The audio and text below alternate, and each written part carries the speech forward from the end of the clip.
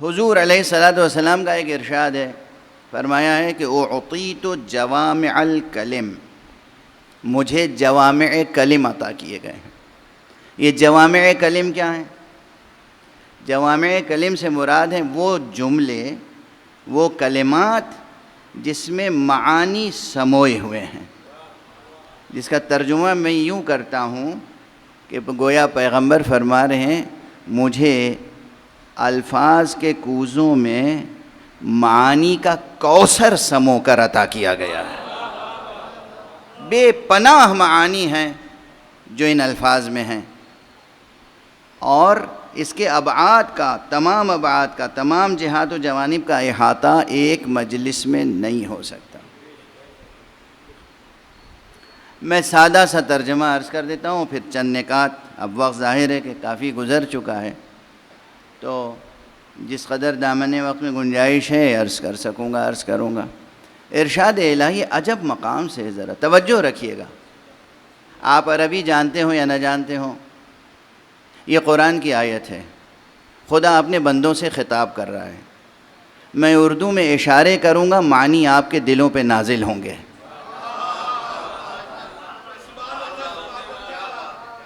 دیکھیے ارشاد الہی ہے، اب وہ معنی نازل ہوں گے اور میں اشارہ کروں گا، پھر اس کی بھی وضاحت کر دوں تھوڑی سی، حالانکہ کئی بار کر چکا ہوں، کئی مرتبہ، شاید اس سفر میں بھی ایک آدھ بار کہا ہے میں نے۔ یہ جو ٹیچرز آپ کو اسکولوں میں بتا دیتے ہیں نا، بچوں کو یاد رہے کہ بیٹا اس لفظ کی میننگ جو ہے جا کے ڈکشنری میں دیکھ لیجئے گا، ڈکشنری میں میننگ ہوتے ہی نہیں ہیں۔ تعجب تو نہیں ہوا؟ یہ بچہ کہہ رہا ہے کہ یہ عجیب بات ہے۔ اب آج کل میں بہت عجیب عجیب باتیں کر رہا ہوں، لیکن بچوں یاد رکھنا یہ عجیب باتیں کام آئیں گی۔ یہ جو ڈکشنریز ہوتی ہیں نا، یہ ڈکشنری کی ایک عجیب و غریب ڈیفینیشن ہے میرے پاس، میں کہتا ہوں یہ ڈکشنریز یہ مردہ الفاظ کا مقبرہ ہوتی ہیں۔ یہ ڈکشنریاں موٹی موٹی ضخیم یہ مردہ لفظوں کا مقبرہ ہیں۔ یہ تو کوئی زندہ شاعر، زندہ ادیب، زندہ خطیب ہوتا ہے جو وہاں سے کوئی لفظ اٹھاتا ہے اور اس میں روح ڈال دیتا ہے۔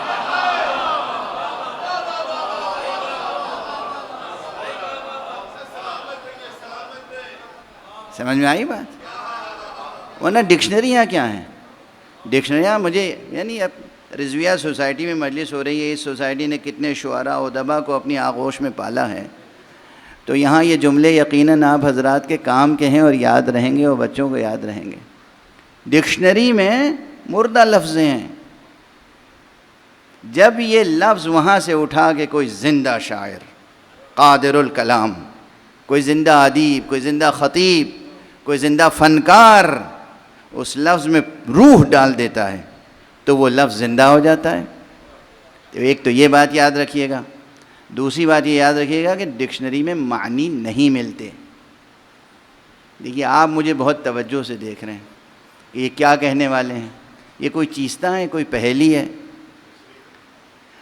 فرض کی اب یہ مثال دے چکا ہوں، لیکن یہ مثال ایسی ہے جو دل میں بیٹھ جائے گی، ہمیشہ یاد رکھیں گے آپ۔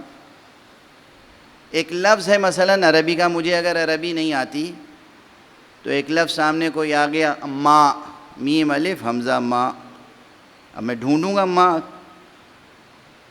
لوگ کہیں گے عربی اردو ڈکشنری اٹھا کے دیکھ لیجئے، ڈکشنری میں ایک طرف لکھا ہوگا ماء، دوسری طرف لکھا ہوگا پانی،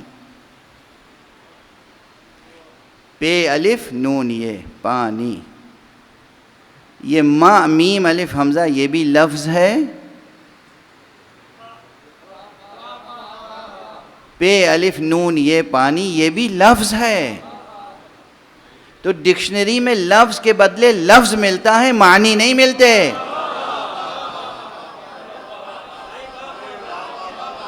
آج دیکھیے بس واہ واہ کر کے بھلا نہ دیجیے گا، اسے یاد کیجئے، یاد رکھیے، رجسٹر کیجئے یہاں کہ ڈکشنری میں معنی نہیں ملتے، معانی جہان معانی میں ہوتے ہیں۔ جہان لفظ الگ ہے، جہان معنی الگ۔ یعنی کیا؟ اب بھائی پے الف نون یہ پانی، یہ اردو کا لفظ ہے یا نہیں ہے؟ اگر کسی کو عربی نہ آتی ہو، اردو ہی آتی ہو، اس کے سامنے لفظ پانی استعمال کیا جائے اور وہ عربی میں ڈھونڈنا چاہے اس کے معنی، تو اردو عربی ڈکشنری دیکھے گا. تو اب پہلے کالم میں لکھا ہوگا پانی اور دوسرے کالم میں لکھا ہوگا ماں. یہ جو پہلے معنی تھا وہ اب لفظ بن گیا. واضح ہوئی بات؟ اس کے معنی کیا ہے کہ دونوں لفظیں ہیں، دونوں لفظیں ہیں. لفظ کے بدلے لفظ مل جاتا ہے ڈکشنری میں، یہ لفظ معنی کی طرف اشارہ کرتا ہے، یہ لفظ معنی کی طرف ذہن کو منتقل کرتا ہے. معنی تو جہان معنی میں پائے جاتے ہیں، نہ کہ جہان لفظ میں. اگر واقعی پانی موجود ہو ڈکشنری میں تو ڈکشنری موجود نہیں ہوگی. کاغذ تو گھل کے رہ جائے گا. سمجھ میں آئی بات؟ یہ مثال ذہن نشین ہو گئی.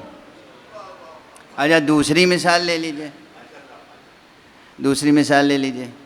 یہ سب صرف آپ کا وقت خوش وقتی میں گزارنے کے لیے نہیں عرض کر رہا ہوں، یہ بھی ذہن کا ایک ارتقائی سفر ہے. یہ بچوں کو ابھی سے یاد ہو جائے گا تو پھر یہ لفظ کے پیچھے نہیں معنی کے پیچھے جائیں گے، یہ جہان معنی کو ڈسکور کریں گے اور ان کا تجرد کا سفر طے ہوگا. میٹر سے ایبسٹریکٹ ورلڈ کی طرف سفر طے کریں گے آپ. دوسرا لفظ مثلا نار، نون الف رے، نار عربی کا لفظ ہے، لفظ ہے نون الف رے. اس کو کمپلیٹ کر دوں، وہ ماں اور پانی والی بحث. میم الف حمزہ، یہ ماں لفظ ہے عربی کا. پانی پے الف نون، یہ پانی یہ لفظ ہے اردو کا. اصل پانی کی حقیقت کیا ہے؟ وہ H2O. وہ سیال حقیقت، وہ جو سیال شکل میں بے رنگ حقیقت ہے، جو جگر کی پیاس بجھاتا ہے، جو کھیتوں کو سینچتا ہے، جو چمن کو سیراب کرتا ہے، جس پر زندگی کا دار و مدار ہے، وہ ہے نا اصل معنی. اصل معنی وہ ہے، واضح ہے. عجاب اسی طرح نون الف رے، یہ نار، یہ ایک لفظ ہے عربی کا. اس کے مقابلے میں ڈکشنری میں کیا لکھا ہوگا؟ آگ. الف مد اور گاف، آگ، یہ لفظ ہے اردو کا، وہ لفظ ہے عربی کا. لکھنؤ والے پہلے کہا کرتے تھے یہ لفظ ہے عربی کی، یہ لفظ ہے اردو کی. لفظ کو مؤنث استعمال کرتے تھے اہل لکھنؤ.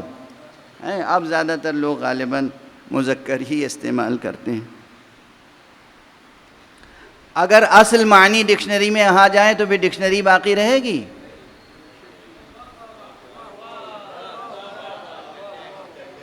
ڈکشنری میں آگ آ جائے تو ڈکشنری باقی رہے گی؟ ڈکشنری باقی، کاغذ سب جل کے راکھ ہو جائیں گے.